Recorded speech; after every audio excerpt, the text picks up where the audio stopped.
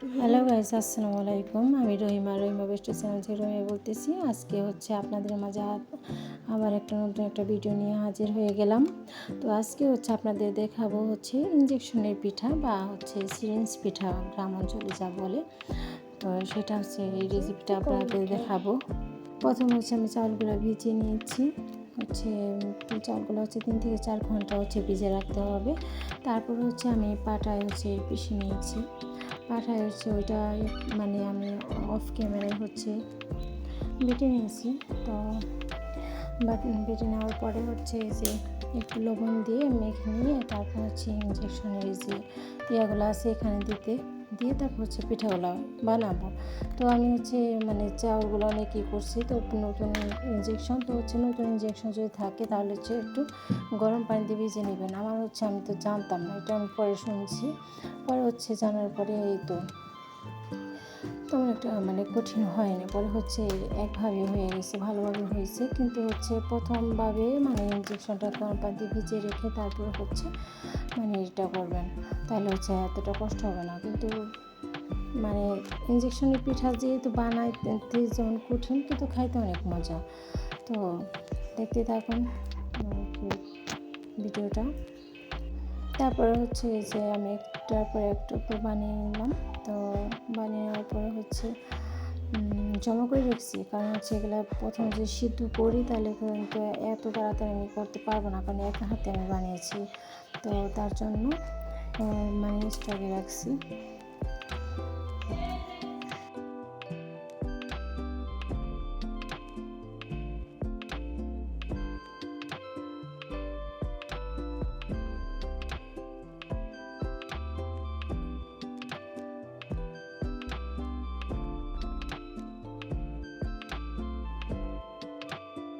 তারপর সবগুলো বানিয়ে নেওয়ার পরে এখন সিদ্ধ করার পালা। তো আমি এটা আমার কুকারে করেছি। কুকারে নিয়ে অনেক সহজে কুকারে করা যায়।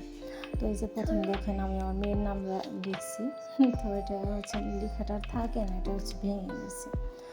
তো এটা আমি কুকারে করছি। কুকারে নিচে পানি দিয়ে তারপর বলক আনার পরে যদি উপরে একটা ইয়ের মতো থাকে, জালির মতো, এটা দেওয়ার পরে আমি ঢেকে নিলাম। এর ভিতরে অনেক সুন্দর হয়ে যায়। তো আমি সবগুলো পিঠা আপনার একে একে সবগুলো আমি সিদ্ধ করে নিয়েছি। সিদ্ধ করে নেওয়ার পরে এখন আমি ছাদে শুকিয়ে দিয়েছি। তো ছাদে শুকানো 2-3 কিংবা 3 দিন লাগে।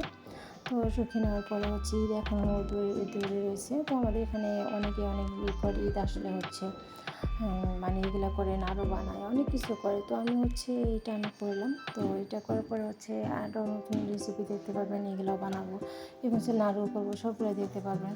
তো এগুলো শুকিয়ে নেওয়ার পরে তো এগুলো এখন ভাজবো না। তার এখানে যদি খোলা অবস্থায় রেখে দিই তাহলে মেদে যাবে। তারপরে যাতে মেদে না যায় তার জন্য আমি এই পিঠা সবগুলো আমি পলিথিনে করে রাখবো। তো পলিথিনে রাখার পরে এটা আমি ভালো করে মুখটা আটকে নেব। তো আটকে নেওয়ার পরে এটা আমি রেখে দিই। এটা অনেকদিন রাখা যাবে। তাছাড়া রোদ কোন সময় ওঠে না ওঠে, তার জন্য আমি এই প্যাকেটিংটা করে নিলাম। তো দেখতে থাকুন। পিঠে বানানোর পদ্ধতিটা যদি ভালো লাগে তাহলে আপনারা বাড়িতে বানিয়ে খেতে পারবেন।